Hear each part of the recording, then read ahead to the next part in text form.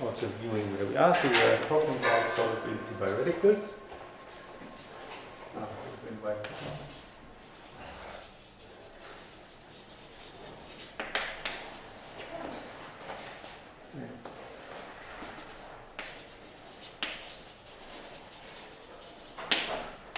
So our aim was to prove the theorem by Gottshe.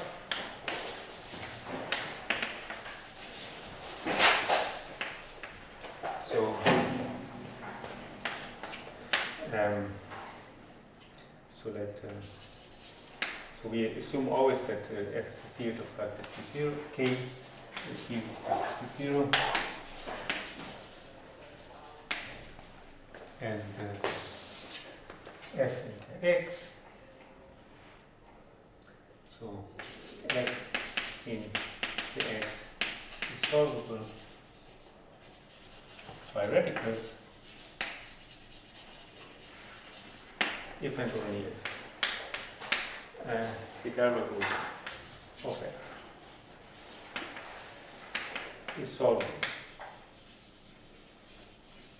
Solvable by radicals means that you can find a solution by successively adding nth roots of some elements of the previous field, making the field bigger like that, and find a solution in that. And that the Gottshe group of f is solvable is that you have a chain of subgroups of the Gottshe group such that the successive quotients are, so that each one is a normal subgroup inside the next, and the successive quotients are abelian. And so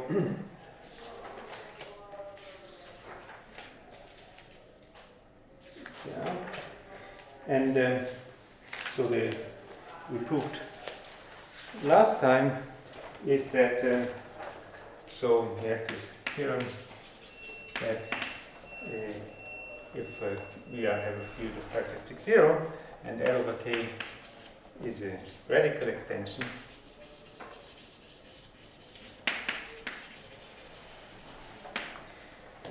then I can make it bigger so that it becomes a radical Gottshe extension. And there exists a field extension L prime over L such that L prime over L is a radical Gottsche extension.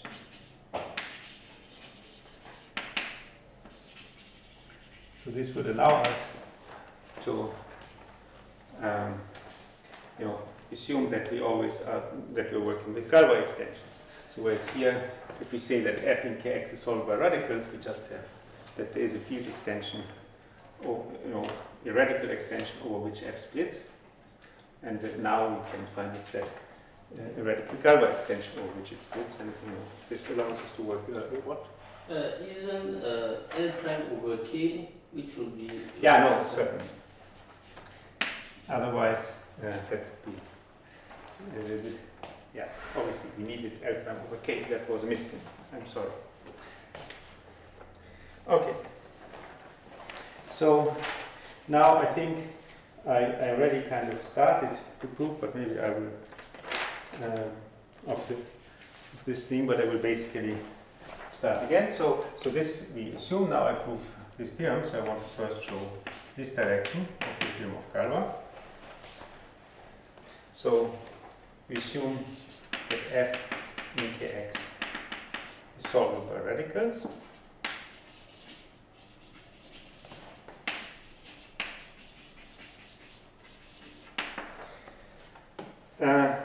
So we take L be the splitting field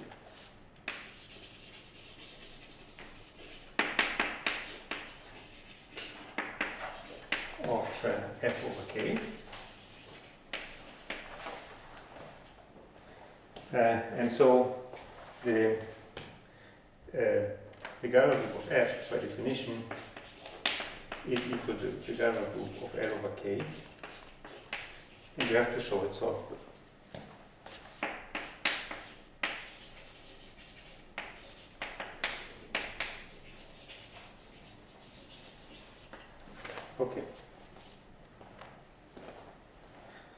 So now we have that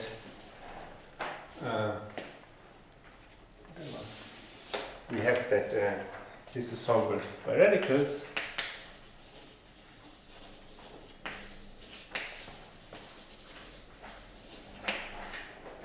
So we have a chain of fields.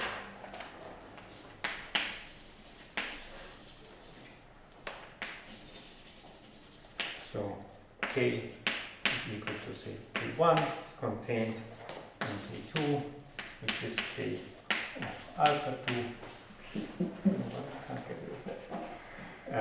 This is contained in K3, which is K of alpha 3, and so on until we enter to Kn, which is equal to Kn minus 1 of alpha n, where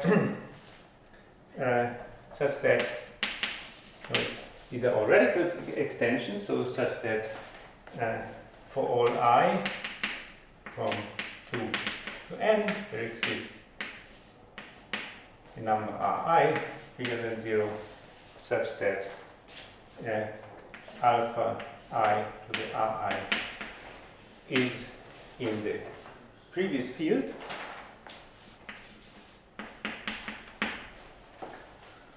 No. So each of these are radical extensions, and this is supposed to be solved by radicals, so F splits over the last one.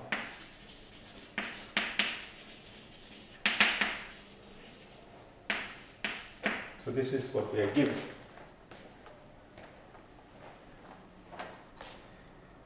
So furthermore, we can assume that this extension Kn over K is a Galois extension.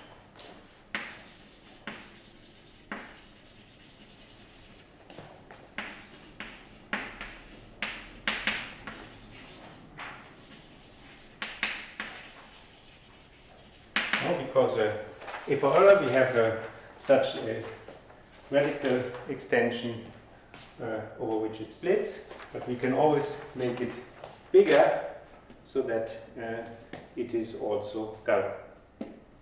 And if it splits over the smaller field, it will split over the bigger field. And we can also assume, in some sense it's almost, can also assume that that the splitting field L is contained in Kn. So by itself, as the splitting field is only well defined up to isomorphism or K isomorphism. So, but we always know that if we have a field over which it splits, or over which a polynomial splits, you can obtain a splitting field by just joining to the ground field all the roots of the polynomial in this bigger field, and so we find that L is contained in this. Okay, so the splitting field is contained in this. It's always if we have a field over which a polynomial split, we can find the splitting field inside that field. Except it's only well defined up to isomorphism. Okay. So let M be the smallest common multiple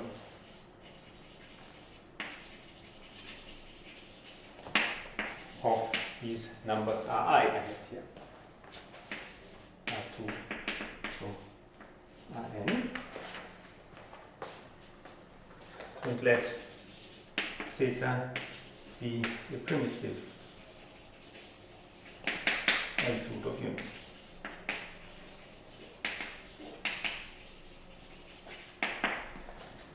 So then we want to add this thing to the whole chain, and we'll see that then we are in a good position.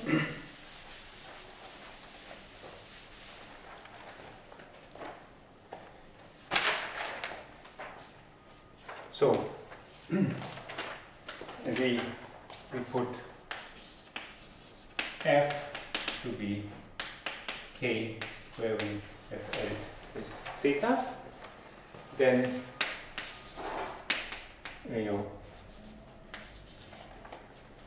so if we put zeta to the m divided by I is the primitive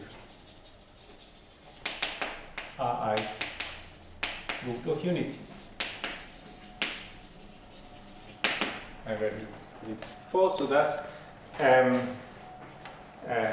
f contains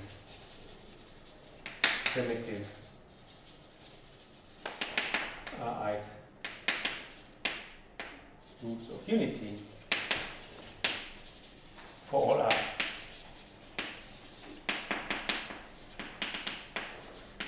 Okay, so we have all the roots of unity we might ever need. And so now we take this whole chain and we replace k by f, and we put k at the beginning of the chain.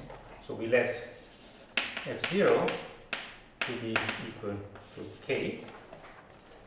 And we take here f1 equal to f, and then we have 2 equal to f of alpha 2, and so on. Fi equal to f I minus 1 of alpha I, and in the end we get until fn equal to fn minus 1 of alpha n. So we get this chain where we just everywhere have replaced k by f. We can also view this differently. So this is k of xi, this is k alpha 2 of xi. So you can also just say, and so on, this is k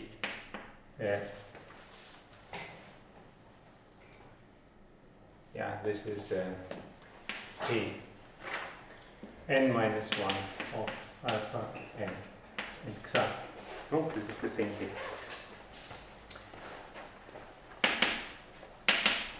So we have this thing. And obviously, by our assumption, we have that L is still contained in Fn.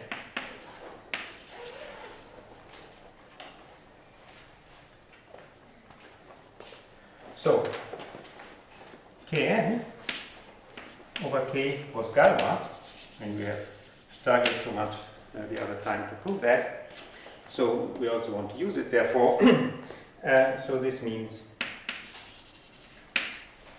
Kn is the splitting field of some polynomial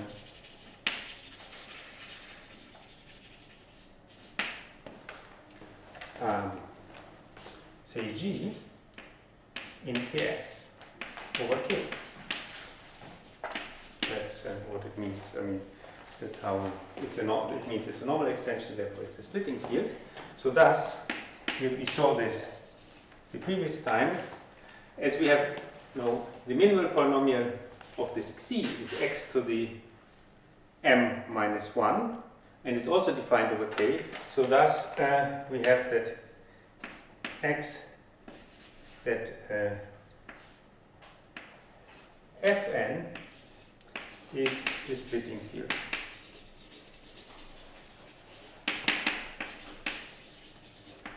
of x to the m minus 1 times g over k. No, we had this. We had used this in the previous proof. It's just it's an easy exercise. If you have say f is the splitting field of some polynomial g over k, and L is an extension. So, should I put it? L is the splitting field of some polynomial, say, what was this? G, F, and maybe I can call it H, over F, but so H, but this is a polynomial with the coefficients in K over F. Then I had said that then it follows that L is a splitting field of the product of these polynomials over K. And this is a very easy exercise. And it basically follows directly from the definition of splitting field. Then L is the splitting field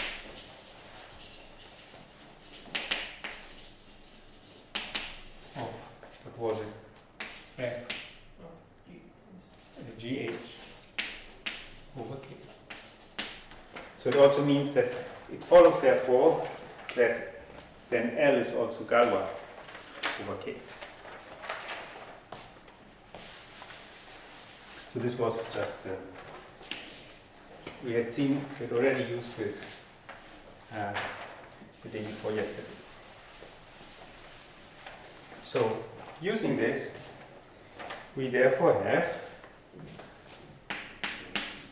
that this extension Fn over K is a Galois extension, because Fn is a splitting field of some polynomial over K.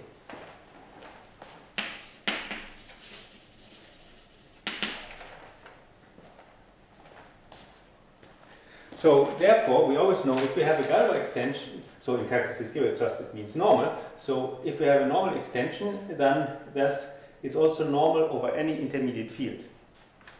So thus Fn over Fi is normal for all or say, I just say is a Galois extension.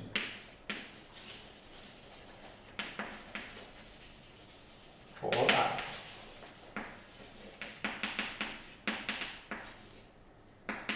Or whatever. Okay, so these are all Galois. And we know also that F1 and thus all Fi with I bigger equal to 1 contain all primitive R's roots of unity. Maybe I call it an I minus 1, that is to contain all primitive I roots of unity. So therefore, we can use the previous theorem, which says that if we just adjoin one such element, this polynomial, we get the splitting field of the polynomial x to the n minus alpha I to the n, and this anti-Galois group is a B.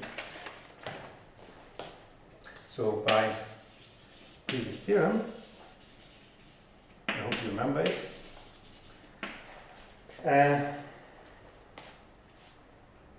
we have that Fi, which is equal to Fi minus 1 of alpha I, is the splitting field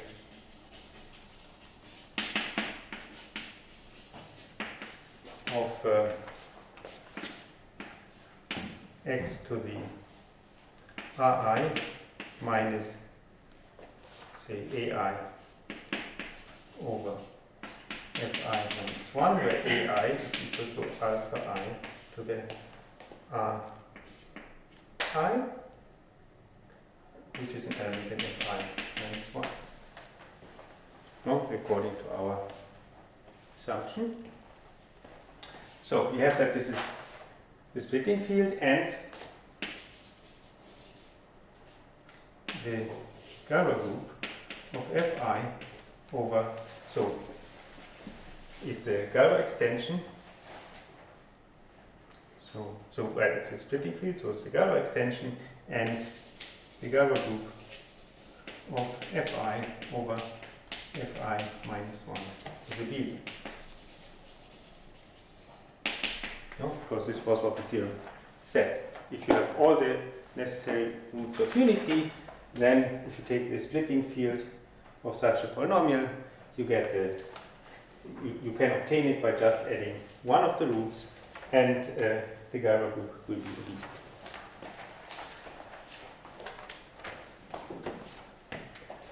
Okay. Maybe let me see what I will need. We need this chain. And also, well, maybe, I expect you remember this chain. Also, we have the first step in the chain, namely, we have that f1, which is f over f0, which was k, is also Galois.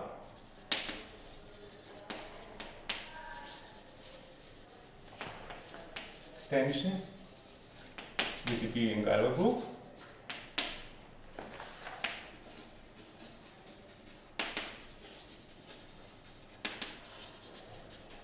Because f is equal to k zeta, for zeta primitive nth root of unity, and we had seen that this also then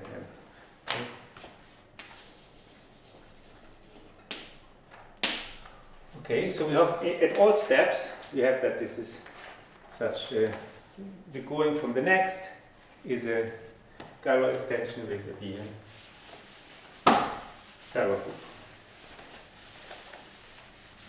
And so basically you can see that this gives us, so now we can use so we had this kind of second part of the fundamental theorem of Galois theory, that if the intermediate fields, which are Galois extensions or normal extensions, correspond to normal subgroups, and the corresponding Galois group over the ground field is the quotient by the corresponding Galois group. So by what I would call the second part of the fundamental theorem of Galois theory, we have that the Galois group of Fn over Fe, for all E, the Galois group of n over Fe is a normal subgroup. You get it right? Yeah.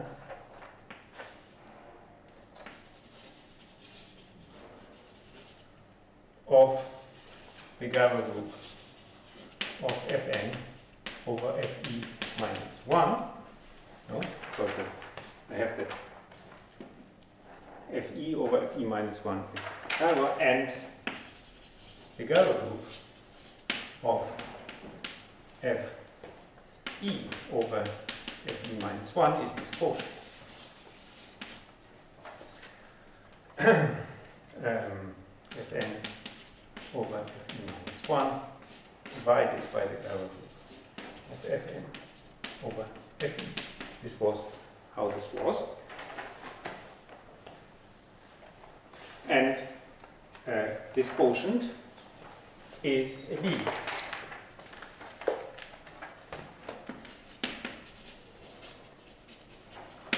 But this just means that the corresponding chain of Galois groups says that the Galois group of Fn over K is solvable.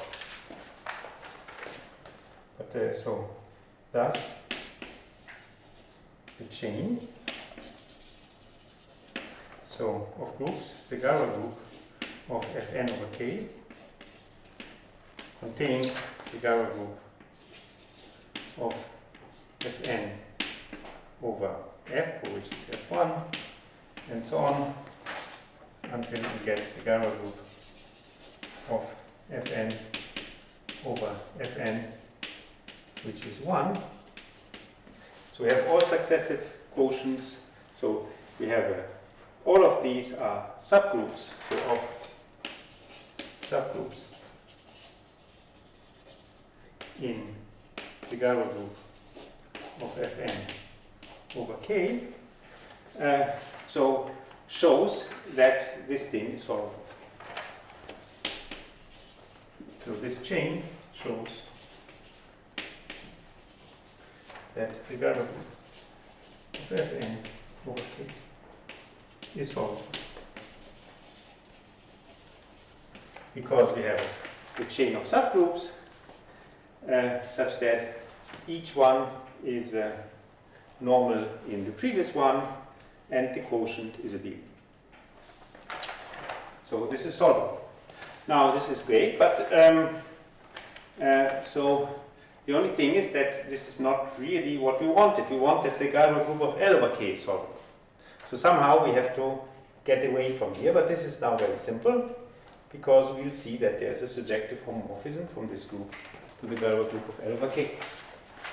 Please, why do we have this equality, the Galois group of Fi over Fi minus 1 equals to this quotient? Well, this is just, I mean, we had this general statement.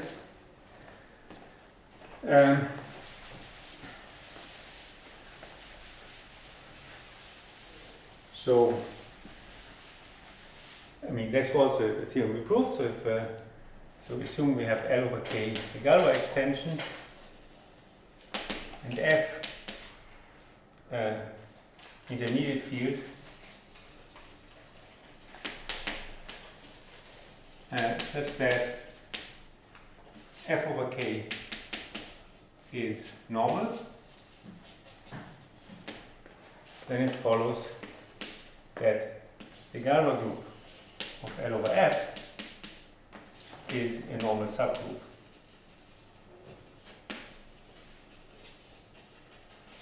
of the Galois group of L over K, those which are the identity on F, and we had shown that the Galois group of F over K is isomorphic to the Galois group of L over K divided by the Galois group of L over F. In fact, what we're anyway going to use this later, we have a surjective homomorphism from the Galois group of L over K to the Galois group of F over K in this situation, if we have a Galois extension with kernel the Galois group of L over F. So that was how we proved it, and we actually are going to use that statement maybe later, maybe also not, but now it's so anyway, we have this. So, where am I? Should I put this here? So, I claim still we are basically done, because now let's see what's the situation. So, we need to go from this Ln, or Fn, to L. But we know, we know that L is contained in Fn. So Fn over L is a field extension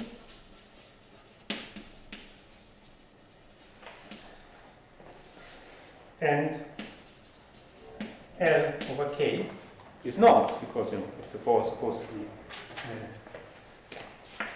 normal. So thus we have, because it's supposed to be the splitting field of F. So thus, again, by the second part of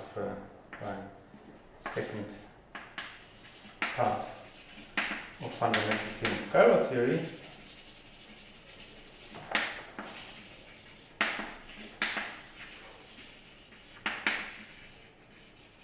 we have that, we have this whole story that the corresponding Galois group is a subgroup and so on, but we have, in particular, we have a surjective homomorphism from this Galois group of Fn over K to the Galois group of L over K.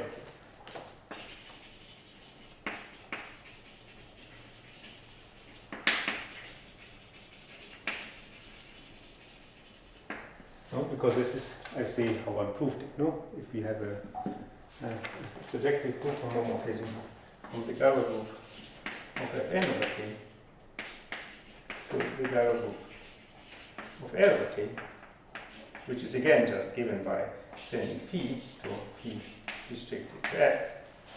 And and then we have the statement that if we have a solvable group and we have a surjective homomorphism to another group, then that group is also solvable. So thus, as the Galois group of Fn over K is solvable, so is the Galois group of L. Okay, so this proves this one direction. By the way, I checked what you said. It was indeed, in order to prove this statement, it's actually much simpler than what I did. One can prove it directly just by the definitions. So if you have a surjective homomorphism, you just use the definitions. There's no need to talk about the commutator and so on. On the other hand, it's interesting to know that you can relate these things. Okay, so this is this one direction. Now, so this in particular shows, according to what I said, that if the Galois group of the field is not solvable, then the Galois group of polynomials is not solvable, then you will not be able to solve it by radicals. And so we'll see later that there are examples where this happens. Now I want to also show you the other direction. And this, so we want to show the other direction. So where am I? So to show, so if the Galois group of F is solvable, then F is solvable by radicals.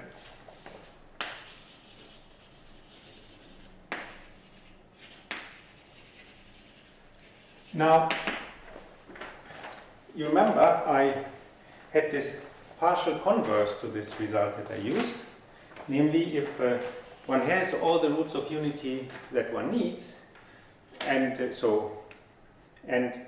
you have an extension such that a Galois extension such that the Galois group is cyclic, then it can be obtained by adding a root of one element, nth root of some element.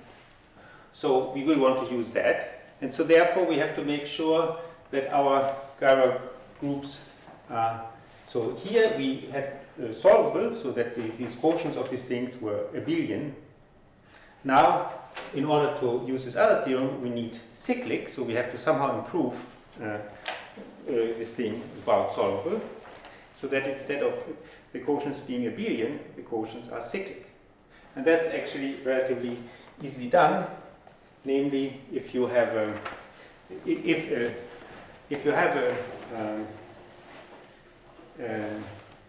solvable group, then you can also find a chain of subgroups such that the quotients are cyclic.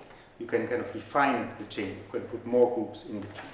And this is quite simple. Well,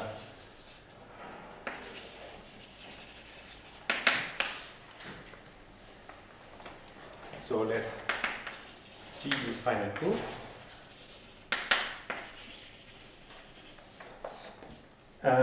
Finite, say, solvable group.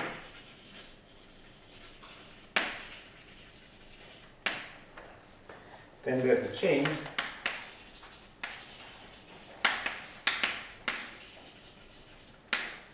So G is equal to, say, H0 contains H1 and so on until Hn equal 1 of subgroups, such that each time the previous is normal in the one, such that for all I Hi plus 1 is a normal subgroup of Hi and the quotient Hi divided by H1 plus I plus 1 is cyclic.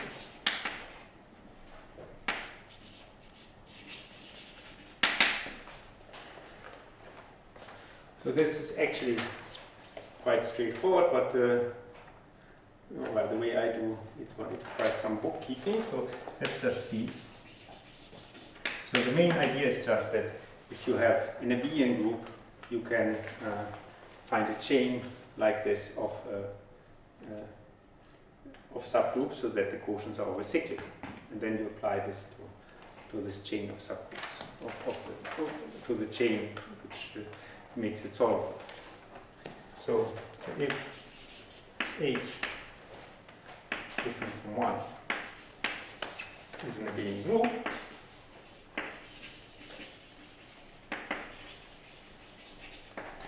then we just choose element A in H without 1, and we consider the corresponding cyclic subgroup.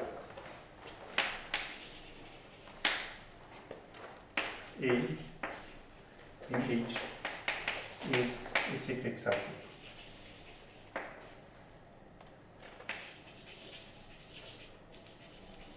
And obviously it is a normal subgroup too, because G is a Boolean.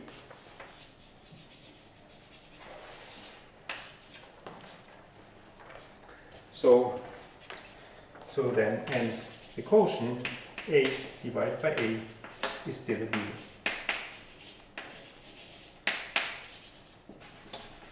Is a Boolean. Because, you know, if you have something abelian, if you take a quotient of it, it stays abelian. So, thus, you can make easy induction to find the chain like we want for this abelian group H. So,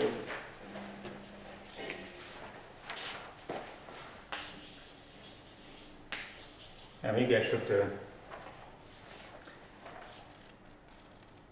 yeah, maybe, well, it's maybe not totally, well,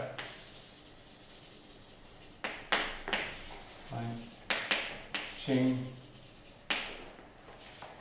H H0 1 equal to 1 of normal subgroups.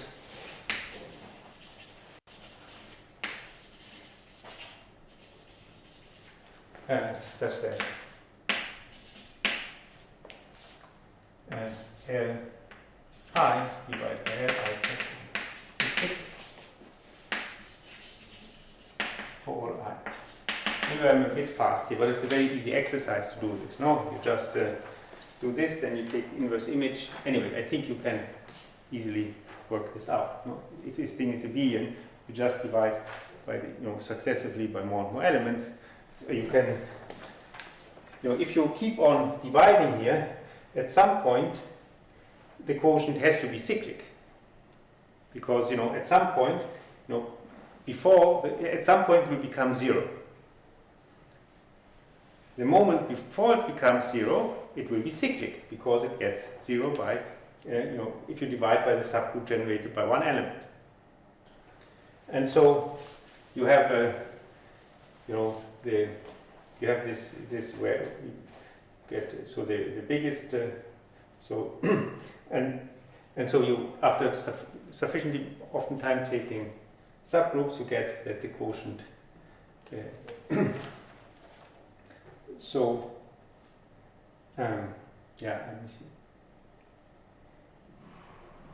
let me see. So at any, so do you need, should I explain it better or not? I didn't properly do this, but it's a very easy exercise.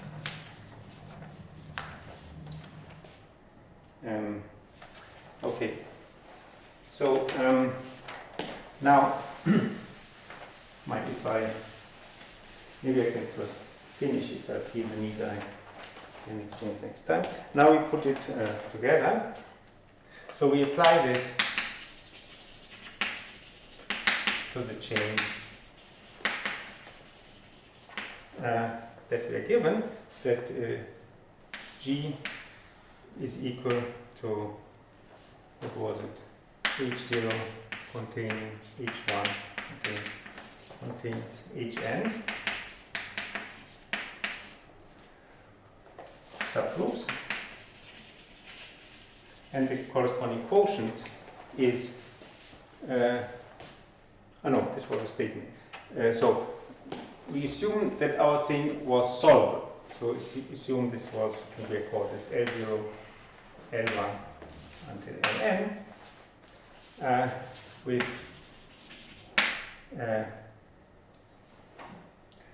obviously Li normal in Li minus 1 for all I and Li divided by Li minus 1. Again, this was the situation. So maybe I, however, for some reason wanted to call this F. I want to change my notation. Because otherwise I will.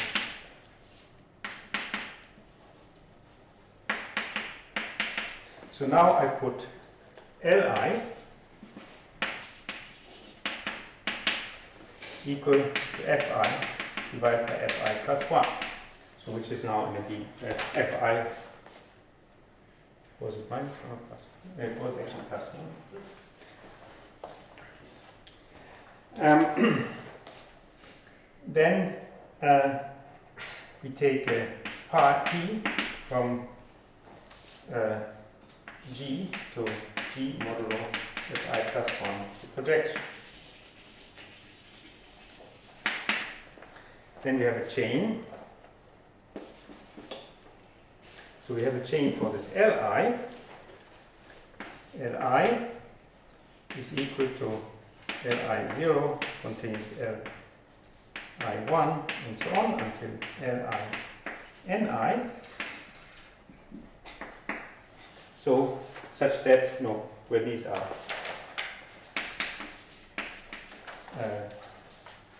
normal subgroups of this Li, which is abelian.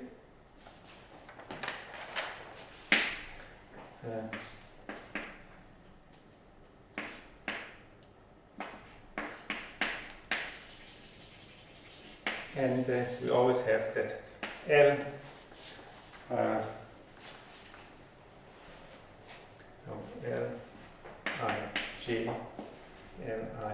Lij minus 1 is normal, and the quotient Lij minus 1 divided by Lij is cyclic. By using the fact that for Boolean things it's like that. So we have this chain, and we take the inverse image of this to get the corresponding chain inside here. So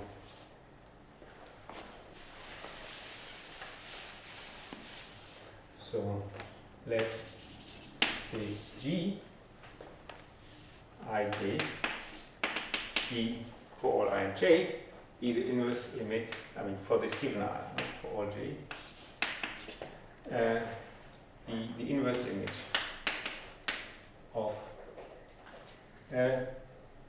this was L ij. So this is a subgroup of G. No, the inverse image of a subgroup is subgroup. Excuse me. Yes? Is the I phi a normal subgroup on G? Who? The I phi.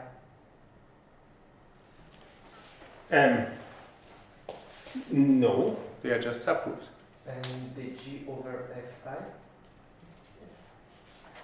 G over Fi plus 1? Sorry. Sorry.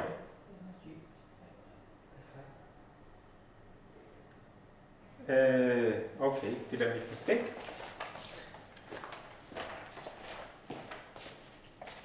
Yeah, so if I made a mistake, I will have to fix it later.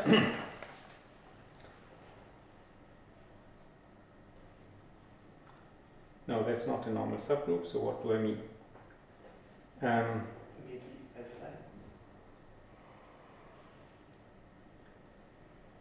No, there's no map here, so what do I mean?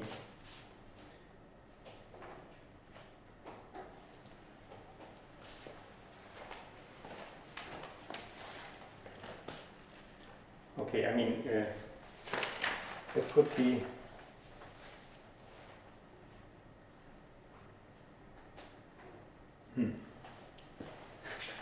Sorry about that, so that's interesting. So let me see.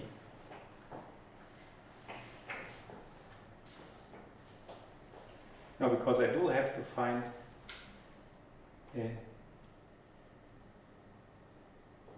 yeah, in the moment I will have to fix this. Okay, I know the statement is true, and I will have to give a proof, but in the moment I will have to. I find it. I don't think I want to improvise this here. I mean, this is definitely a mistake, and so I will have to see. There must be. It's a simple trick, but I mean, I don't think I want to do this here. So anyway, for the moment. So I will prove this next time. Sorry. So maybe I can just. But then there's not much I can say. So. Okay. Yeah. So let's see.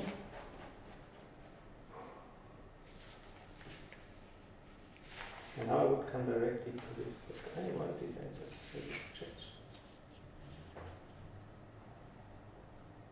Because I do need a chain of subgroups. But I think, yeah. I think there's a way to, I mean, I think I know how to fix it, but it's a bit complicated notation-wise, so okay.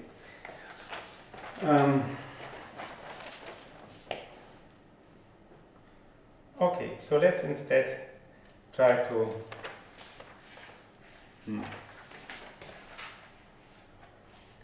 does it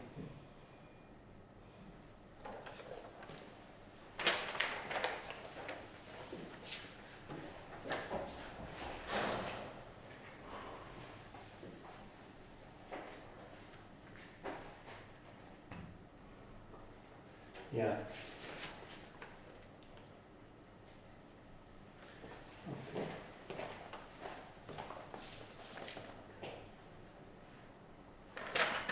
Okay, let's look instead of a proof of this result. So statement was theorem. I mean, anyway, I can just sketch. Let K be a field of characteristic 0. And F in Kx with the variable of F solvable, and it follows F is solved by radicals.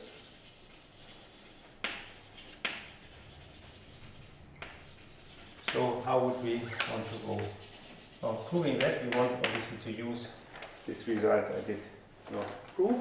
So we look at the splitting field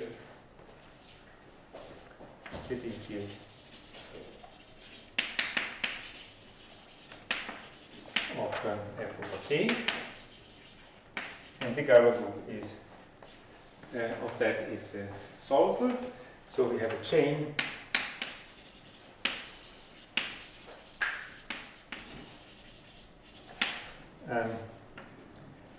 and so we have a chain of such subgroups such that each one is normal inside the previous one, and the quotients are abelian. Then you can define it so that it's cyclic. So we have a chain.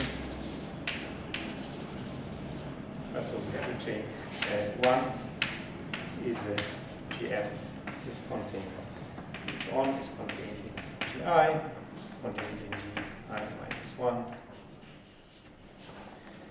and so on in G0, which is the Galois of L over K. Such that, as I said, Gi plus 1 is normal in Gi, and the quotient Gi divided by Gi plus 1 is cyclic.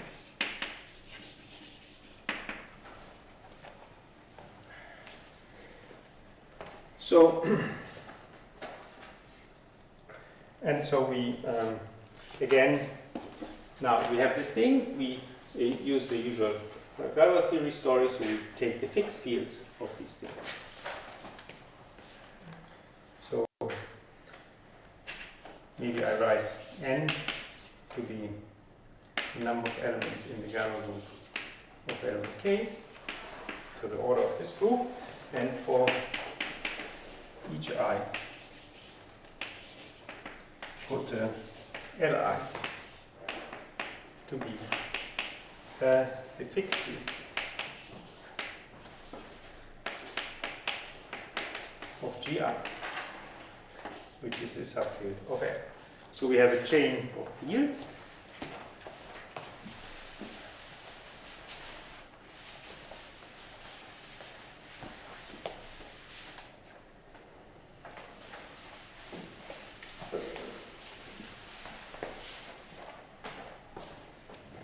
So by the fundamental theorem of Galois theory,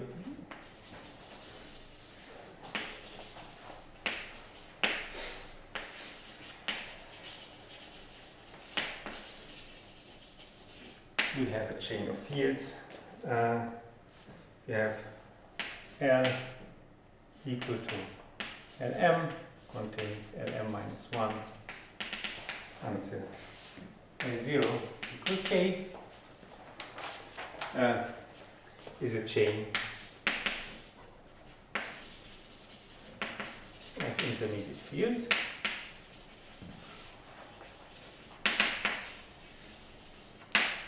And furthermore, we know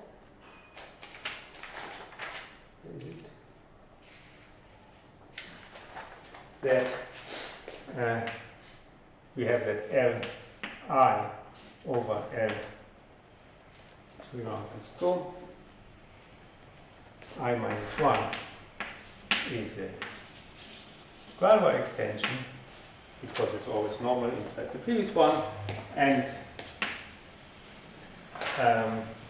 the Galois group of Li over Li minus 1 is cyclic.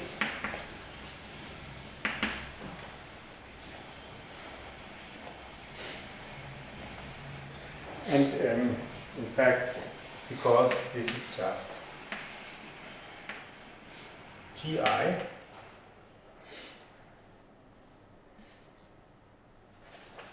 is my notation.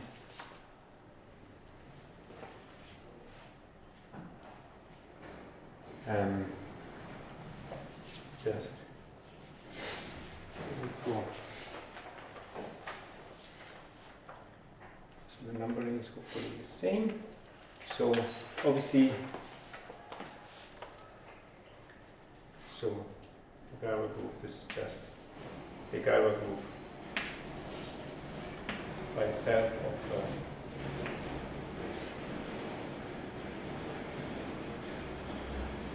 L over I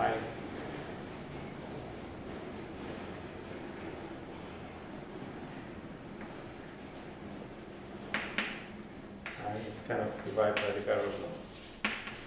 N over Ni minus 1, which means Gi.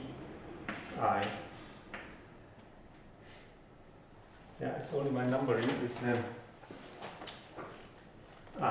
yeah, because no.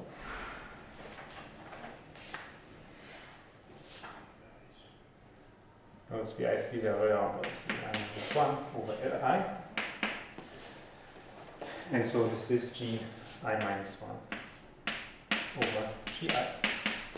So therefore it is cyclic because these are always cyclic. So now, and we have that this thing is isomorphic to this, and the order dividing the order of the Galois group.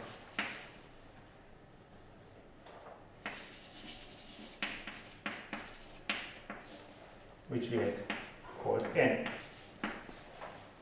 Why is that? So each of these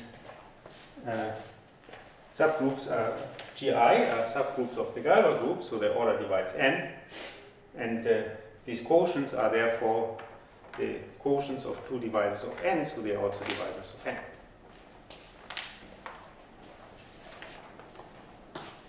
And now,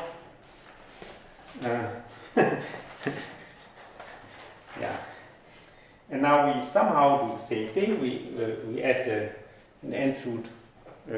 We will add a primitive nth root of unity, and then we are in a situation to apply precisely this theorem that if you have such a cyclic Galois group, it's obtained by adding an nth root of something, and this will solve the problem.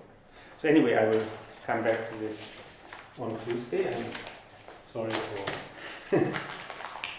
making a mistake, but I know it's very easy to fix, but I'm not very good at improvising. So, but it's very good that you are careful. And anyway, so thank you.